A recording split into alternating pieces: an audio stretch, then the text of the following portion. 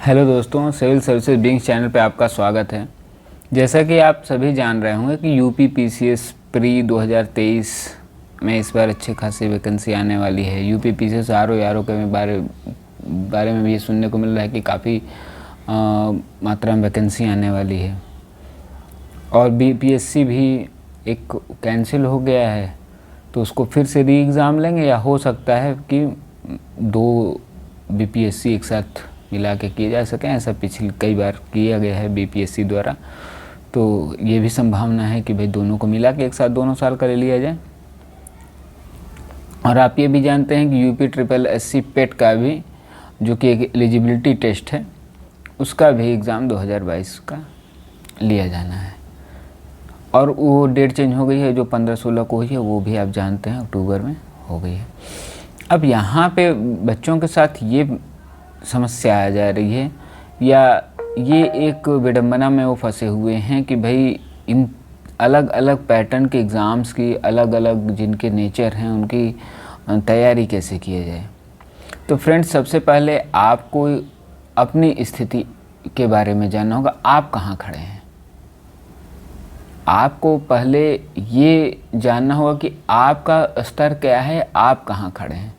सबसे पहले तो मैं आपको इसको एसेस करने के लिए थोड़ा सा आपकी हेल्प ज़रूर कर सकता हूँ। देखिए, क्योंकि आप एक स्टूडेंट हैं, हो सकता है आप एक ग्रेजुएट हों, या ये भी हो सकता है कि आप इंटरमीडिएट के छात्र हों। इंटरमीडिएट जस्ट आपने पास किया और ग्रेजुएशन आप परस्यू कर रहे हो। तो इसमें इन दोनों ही, ये जो चारों वैकेंसीज़ हैं, इसमें इन दोनों ही तरह के छात्रों के लिए अपॉर्चुनिटी है। जैसे कि ये जो तीनों वैकेंसीज़ हम देखते हैं, ये ग्रेजुएशन के छात्रों के लिए है, और इसमें इंटरमीडिएट का छात्र या 10th पास छात्र भी अलाउड है भरने के लिए फॉर्म। अब यहाँ पे जो ग्रेजुएशन वाले स्टूडेंट्स हैं वो इसको भी भर सकते हैं और इन तीनों में भी अप्लाई कर सकते हैं। लेकिन जो 10th पास या इंटरमीडिएट के हैं वो पेट दे सकते हैं सिर्फ इसमें से। अब यहाँ पे जो गलती करते हैं स्टूडेंट्स वो ये कि जॉब कितनी मारामारी है कि उसके चक्कर में वो खुद का लक्ष्य और खुद की स्थिति वो भूल जाते हैं, और वो उसके चक्कर में बिलो स्टैंडर्ड तैयारी करने लगते हैं। जैसे कि खुद से जो उनका खुद का स्टैंडर्ड है उससे भी बिलो स्टैंडर्ड तैयारी करने लगते हैं। जैसे मान लीजिए यूपी ट्रिपल एससी पेट के स्टैंडर्ड ऑफ क्वेश्चन बहुत ही नीचे होता है। ये मतलब कि एक बेसिक लेवल की जानकारी सिर्फ मांगता है, और इसके लिए अपना पूरा 4-5 महीने दे देना, 3-4 महीने जो भी आपके पास समय वो दे देना उचित नहीं होता। क्योंकि ये, हाँ, जो लड़के इंटरमीडिएट के या 10th पास हैं जिनके पास इतनी एजुकेशनल क्वालिफिकेशन नहीं है कि वो यूपी पीसीएस या बीपीएससी आरओ भर सकें, वो ज़रूर सिर्फ इंटेंशनली इसी की तैयारी कर सकते हैं।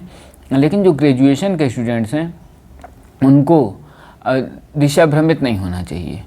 उनको एक स्टैंडर्ड पे ही तैयारी करनी चाहिए, और वो अगर उस स्टैंडर्ड को फॉलो करते रहेंगे और लास्ट के कुछ दिनों में सिर्फ थोड़ा बहुत एक जो ऊपरी ज्ञान मांगता है उसको यूपी ट्रिपल एससी पेट के लिए रिवीजन कर लेंगे, तो एक अच्छा खासा स्कोर कर लेंगे और अपनी दिशा से भ्रमित भी नहीं होंगे।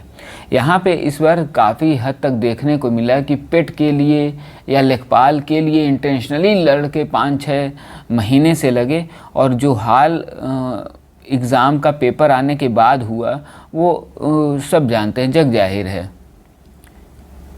वो उसमें वही लोग ज़्यादा अच्छा स्कोर कर सके जो अपने स्टैंडर्ड को फॉलो कर रहे थे, जो इसलिए नहीं तैयारी कर रहे थे कि हमें लेखपाल क्वालिफाई करना है। लेखपाल का पेपर में यही तो हुआ कि जो पीसीएस के स्टूडेंट्स थे लेकिन हल्की सी प्रैक्टिस, बहुत हल्की सी प्रैक्टिस अगर मैथमेटिक्स की कर लिए तो उनका पेपर लेखपाल का बहुत अच्छा हुआ। अगर माना जाए तो लेखपाल के पेपर कुछ ऐसे लड़के हैं पीसीएस वाले जिन्होंने 90+ भी किया है। तो मेरे कहने का ये मतलब नहीं है कि आप इसके लिए तैयारी मत करिए, लेकिन मेरे कहने का मतलब जो आपका मेन लक्ष्य है उसको मत छोड़िए। लेखपाल के सिलेबस में था क्या? लेखपाल के सिलेबस में ग्रामीण परिवेश और योजनाओं से संबंधित चीज़ें थीं, ठीक है। अब आपका कोचिंग वाले जो आप देखेंगे कि खासकर ये ऑनलाइन कोचिंग वाले, वो इस तरीके से दिशा दे दिए लेखपाल के सिलेबस को कि लोग इस चीज़ को इस प्रकार से ले लिए कि सिर्फ हमको पढ़ना है तो ग्रामीण परिवेश, और वो पूरी एक एक चीज़ ग्रामीण परिवेश की पढ़ के चले गए। मुझे तो लगता है कि अगर ग्रामीण परिवेश से जैसा वो पढ़ा रहे थे उस तरह का अगर पेपर बन जाता तो वो ये 95+ लड़के करने लगते। अच्छा हुआ कि पेपर थोड़ा सा हट के आया, और जो हमेशा होना चाहिए कि पेपर इस तरीके का आए कि जो ओवरऑल स्टडी कर रहा है उसको वो बेनिफिट करे। वो नहीं कि जो 1 महीने पढ़ ले उस चीज़ के लिए और वो चीज़ रट जाए और वहाँ पे वही चीज़ आ जाए, ये तो फेयर नहीं होगा। जो ओवरऑल स्टडी कर रहा है उसके लिए अच्छा पेपर था। और कोचिंग्स की सच्चाई आप लोगों ने देख ली है कि वो क्या चाहते हैं आपसे।